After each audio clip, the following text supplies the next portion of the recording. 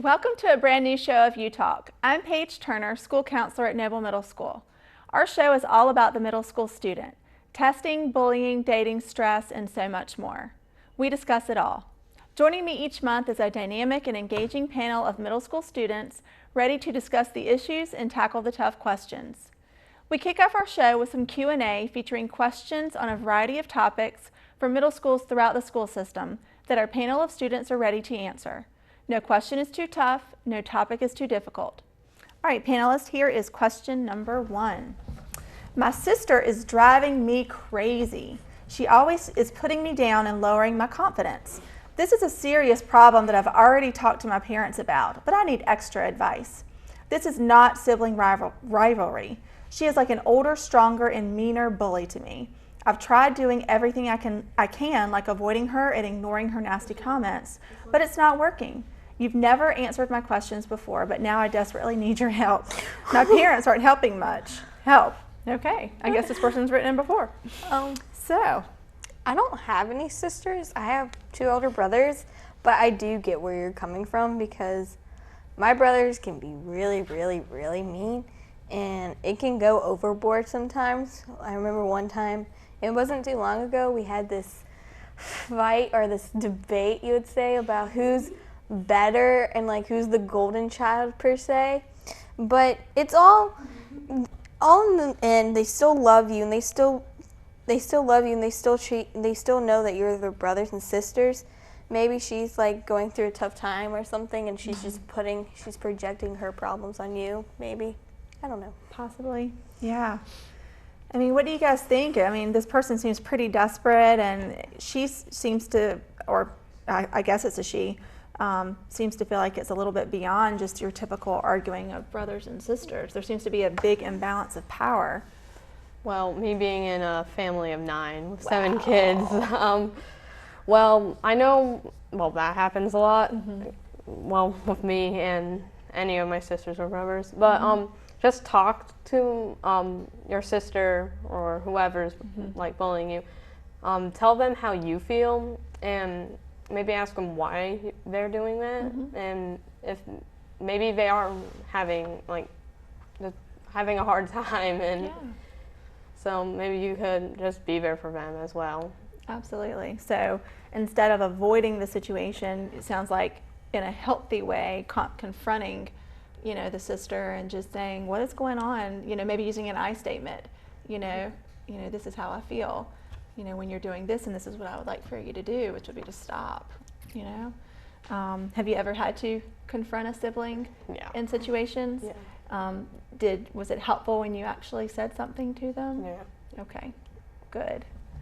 What about you guys? Well, my sister, she does get on me a lot. Like, I'll have an outfit on that I think is really pretty, and then she'll walk in and see it, and she'll say, like, ew, what are you wearing? That's really ugly. And I'll just be like, because she gets me down. And then sometimes it's like me getting more mature about things, like wearing makeup. She'll say, why are you wearing so much makeup? And I'll just be like, oh, well, I just kind of feel like being dressy today because, you know, sometimes you like to be free. But she just kind of doesn't want me to grow up, I guess. And she likes being the older sister and having me kind of like get to her level of maturity. It's kind of scaring her, I guess, and sometimes that's why she could be mean, so it might be what's going on for you.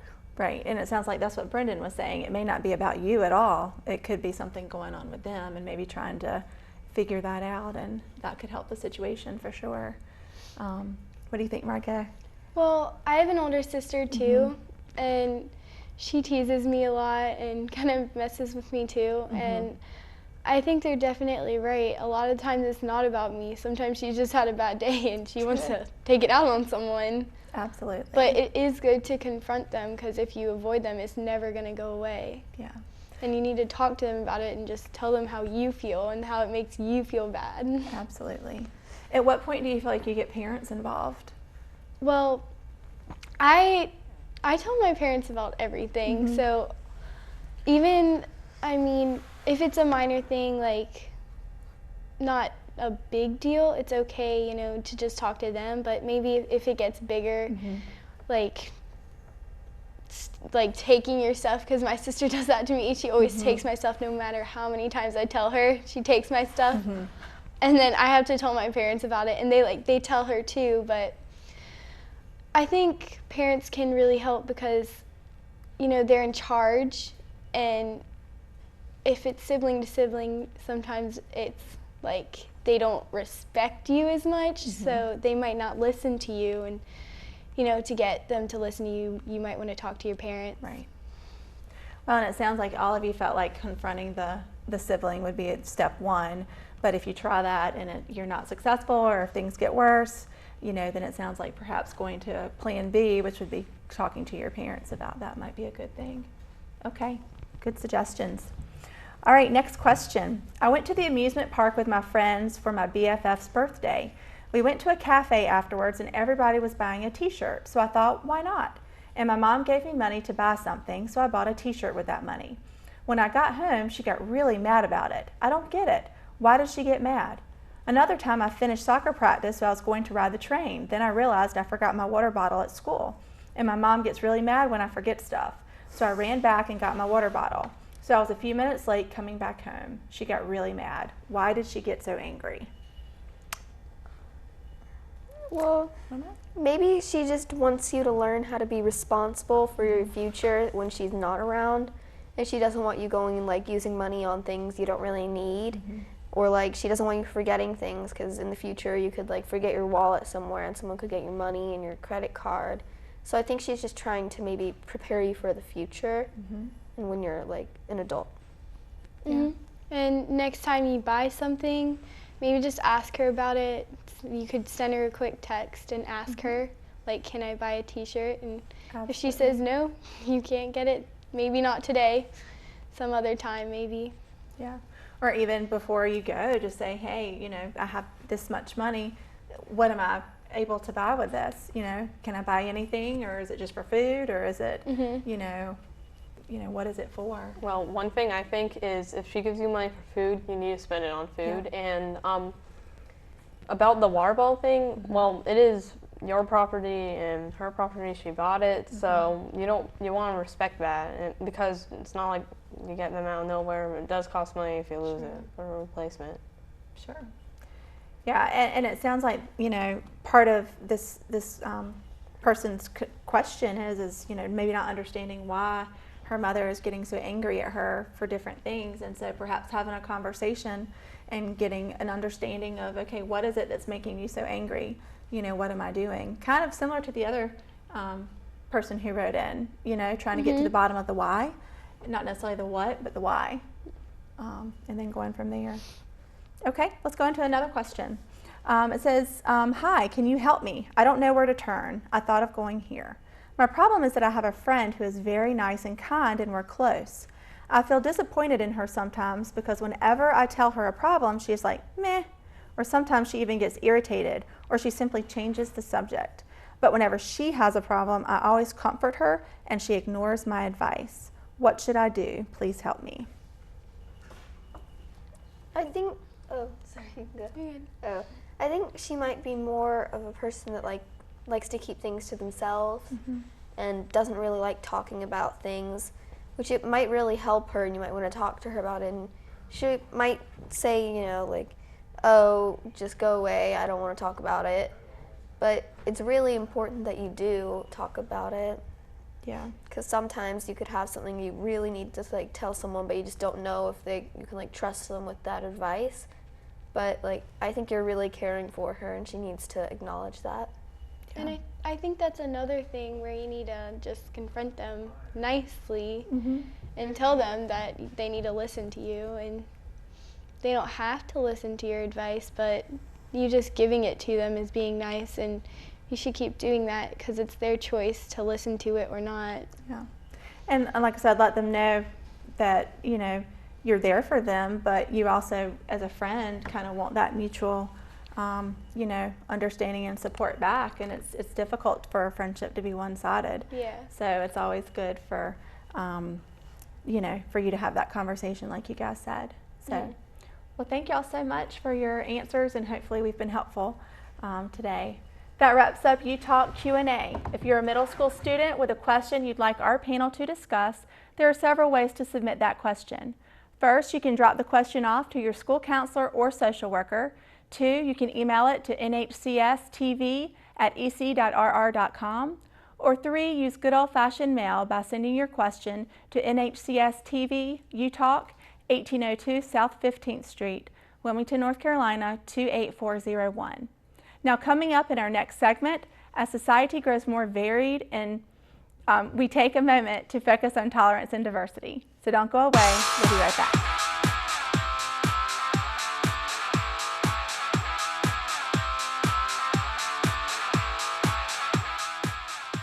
I'm John Stevens. I'm Diana DeGarmo. And I'm Justin Guarini, and we support music education. Kids who study music do better in school and in life.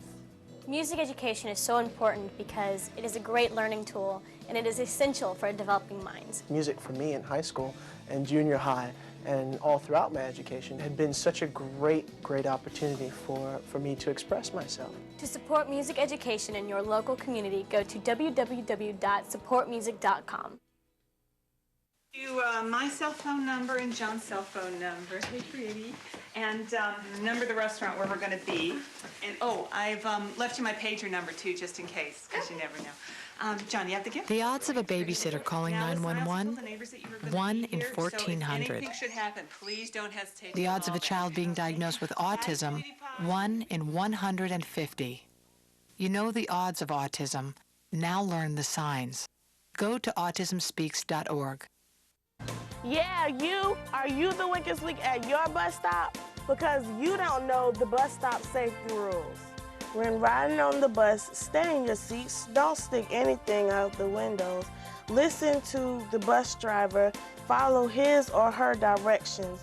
Talk quietly with your friends. Don't throw things in the bus. Safety and the big yellow bus keeps everyone safe and sound. Welcome back to UTalk. I'm Paige Turner, school counselor at Noble Middle School. With all the recent events that have been happening in our world, the fight against terrorism, police shootings, and issues of racism on college campuses, we are taking time this month to talk about diversity and tolerance. As you know, our schools and our society grow more varied and diverse with each passing day. With this increase in diversity, often come intolerance, bullying, and conflicts within the school setting. So, guys, the first question I have for you is, what does diversity mean to you when you think about diversity? Being unique or different from one another. Okay. Yeah, kind of not like sticking to one path that everyone else takes and being diverse, or like accepting all that are different. Okay. Being different in a good way, not like just being who you really are. Well, when I think of diversity, you don't have the same people over and over, because if we had the same people on this planet, life would be really boring. And so with diversity, you have all these different and special people who bring life and light into your life, because if you were bored all the time, you wouldn't enjoy yourself. And if you have all these different friends with different personalities and stuff, you'll feel more welcomed and more yourself in situations. Yeah. So in what ways do you guys see diversity within your school? At Noble Middle School, do you see diversity? Yeah. We see people expressing their diversity a lot with like dyed hair and extravagant makeup, and it's like, I think it's really nice to see people trying to be different, but not to the point where they're completely like out of control. And I think it's just like nice to see that. So, I mean, I guess the original question, do you see diversity within your school? A lot of times when we think of diversity, you know, we think of perhaps diversity of, you know, race, ethnicity, religion. If we were going on that definition, do you guys think there's a lot of diversity at Noble? There's a lot of good diversity and a lot of diversity that gets picked on. I know this girl, she's in my art class and she gets picked on for being Jewish and stuff like that, and jokes, and then they think it's all fun and games, but sometimes it's not.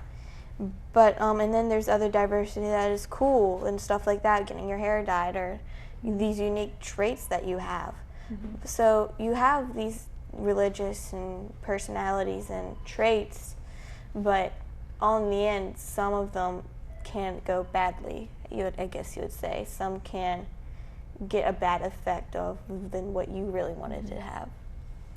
Do you think that our school is a good representation of society as a whole in terms of race and religion, body size, socioeconomic status? I think we are a pretty diverse school, but there are probably schools out there that have a lot more diversity than us, with people that wear like hijabs or people that like wear anything that is like religious. And our school is more like physical and not as much like religious. Yeah, and I think, just in terms of, being a counselor at the school and kind of just seeing the whole student body as a whole, I do think that we are getting more diverse. But like you said, I do think there are probably schools that are more diverse than, than Noble is for sure. Do you feel that students at our school celebrate their diversity, or do you think people are more intolerant of their differences? I think some are more secretive, not secretive, but more in tune with themselves and don't preach out and don't blast out their different diversities. And then there's others that will not stop picking at it, but they won't let it die down, I guess you would say. Some you would say, oh, that looks really cool, that new hair color and stuff like that. And then so people get used to it and there's like, that's cool, and so we know that kid by that. But people who talk about their different diversities and can't keep repeating it and bringing it up in different conversations get known for another diversity, get not known for that one. So you feel like people are pretty tolerant of other students' differences? Okay, well that's good. That's good to hear for sure. Let's talk about intolerance, when you're not tolerant and you don't respect somebody else's differences. What do you think causes people to dislike other people because of differences? And I'm going to go back to like race or religion, because especially in a worldwide scope, that's really a lot of what we're kind of looking at and dealing with in the United States is a lot of race relations, a lot of religious issues. Well, I think part of it might be that they don't understand why they follow what they do or do what they do, but it might also be that they think it's weird, or they don't choose to accept it and they don't want to. I think it's kind of a choice to not accept it though, and you can choose to. Right. I feel like some people are also like scared of what's different, and they think anyone that is different than them is kind of like lesser than them, and they shouldn't be treated well because they aren't that person. Right. And I feel like that happens a lot. I think that it's because they think their religion and beliefs are the right one. And, well, because they think that what they believe is true and, like, that's what everybody else has to believe, and I guess it's because they don't respect that other people have a right to believe what they want. Right. And I definitely think there is a difference between, you can still have your own beliefs that could be different than someone else's without disrespecting someone else, and just saying, well, these are my beliefs and those are your beliefs, and we're maybe agree to disagree, but let's see what we do have in common and let's kind of come together in those pieces. Unfortunately, I think there's less of that, that's going on right now, and a lot of the intolerance and persecution and things like that for sure. So let's talk about students that perhaps are being ridiculed or that are being picked on for being different. How do you think those students are affected? They feel like they're feeling like they're getting called out for being something that they want to be and something that they believe who they are, and that they're like a scab that you can't stop picking at, like, oh, look at her or look at him, and so they feel outcasted maybe. And so it's not a good feeling at all. Well, they might also feel a little doubt in what they believe in because everyone else might be making fun of them or bringing them down. Yeah.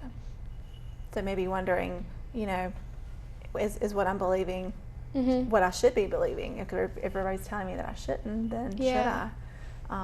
And you know, someone had mentioned about, you know, middle school is the time where you're trying to find yourself and figure things out. And if you have all these messages coming at you, probably from parents and from relatives, from friends, from society, it's hard to figure that out. Very hard. So at our school, we're going to have time for kind of one more quick question here. What do you see as the biggest issue of intolerance of diversity? Do you think it is racism, sexism? Lily, you had mentioned the anti-Semitism for a student who was, you know, Jewish, you know, one of your classes. Do y'all see any one main theme? Well, I see her, and then she gets picked on for being like in all these terrible, they make these terrible accusations about her, like being in ISIS and stuff like that, these stupid comments. And so I feel like she's getting outcasted about that, but she's also that type of person who will talk about it and stuff like that. But I do feel bad for her because nobody wants to be picked on because they were born into a religion or they were born into their bodies and they have what they have. And so, but I mean, like, making it a big deal and like reopening that situation is not going to help it either. Right. Lastly, though, what do you think you guys can do to help promote tolerance and diversity at school? Stand up for them. Stand up and accept that they can believe what they want to believe. And this is very closely related to when we've talked about bullying in the past, being a bystander, being a supporter for others. And I think this kind of goes hand in hand with the tolerance and the diversity issue as well, for sure. So, well, thank you guys so much for talking about this. I appreciate it. Now, February is Responsible Pet Owner Month. When we come back, we'll talk about our pets and our role as a pet owner. Don't go away. We'll be right back.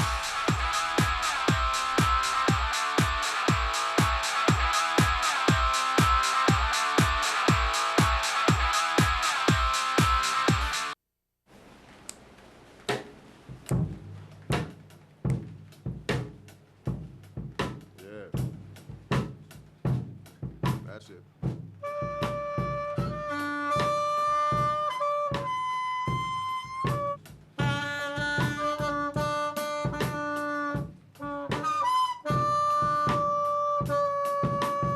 You don't have to be perfect to be a perfect parent.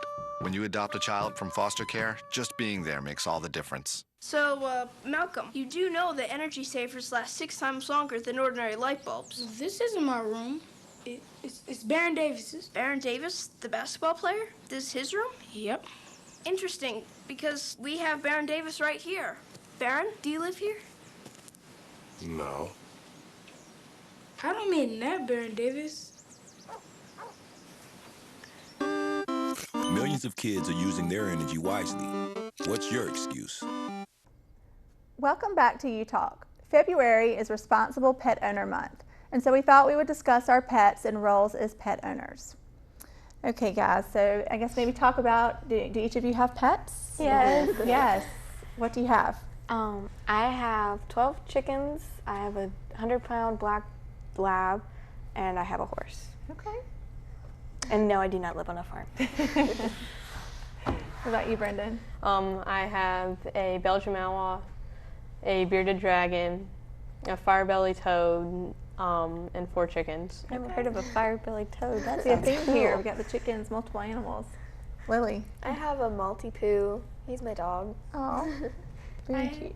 I have 1 yellow lab and 1 black lab. Those are very nice. And I have a toy chihuahua, so we go from 1 inch to a 100-pound dog to a little 6-pound dog. So, so as far as being a responsible owner, obviously we all have pets, some of us multiple. Being a pet owner takes a lot of responsibility. What are some things that you feel like are qualities of a responsible pet owner? You have to be responsible. You have to you can't, it's not a thing where you can set off aside and I'll do it later. Like once you beg your parents at getting you a dog, like you finally have it and then you realize you have all this work to do with it, because a 100-pound lab eats a lot of food. I bet. And man, so, but with our family, our animals have purposes. So for my 100-pound dog, for my dog, he is a retriever, so he retrieves ducks when we hunt. And so training, and you have to be responsible for what happens, and you have to be responsible for fixing things and cleaning up of things. So, and you may have to make sure your animals are clean too. Yes. Yeah. Oh. Sorry. Well, for my dog, Rosie, you have to make sure that she maintains her obedience. And because, yeah, she's had training for like K9 unit. And, well, you have to make sure, like, you have to be strict on her, but still loving, because if you're not loyal to her, she won't be loyal to you. But you have to show that you are the boss, because they do get controlling at times, those dogs. And also that, well, all I really do is walk her and like work with her. You want to teach her as much obedience as she can. And if she does nothing wrong, like, well, you reward her for her behavior, because then she'll keep on doing it. But like, if she's barking, like, we're trying to teach her to stop barking, unless if it's really a threat, because wake up people at the morning and stuff. Right. Could be an annoying situation for sure. What about you guys? What are some qualities of being a responsible pet owner? Well, you gotta exercise them for sure, feed them, and also give them some love. You can't just ignore them. Yeah, absolutely. Yeah, definitely like show affection to your animal, and like if your pet, you know, just like make sure they always have toys or something to keep them company if you're not at the house, because dogs can get lonely. Like my dog has separation anxiety. And so we'll leave him in the house, and he's bitten holes in his crate, which is metal. Oh my goodness. And he's only like 10 pounds. Wow. Wow. Yeah, I mean, I think the bottom line is, and you guys have all said it, that being a pet owner does take a lot of responsibility, and you need to make sure that when you're going into, you know, going into making the decision whether or not to become a pet owner, that you know what those responsibilities are and you're prepared to take those.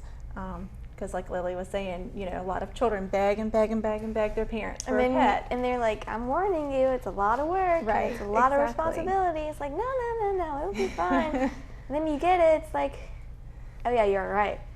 Sometimes parents are right, so. Right. You think it's all fun and games, but then when you realize all the responsibilities that come with it. So it's a huge decision because they are part of the family for sure. So, but it sounds like each of you are great pet owners. Very responsible. So thank you for your suggestions. All right. Well, that wraps up our program this month. We hope you have enjoyed this edition of UTalk. If you missed any part of this program, then check us out online at www.nhcs.net and click on the blue NHCS TV icon to find us on the school systems webpage. I'm Paige Turner. On behalf of the entire UTalk panel, thanks for watching. We hope you'll submit questions to our show and tune in again next month for an all-new episode of UTalk.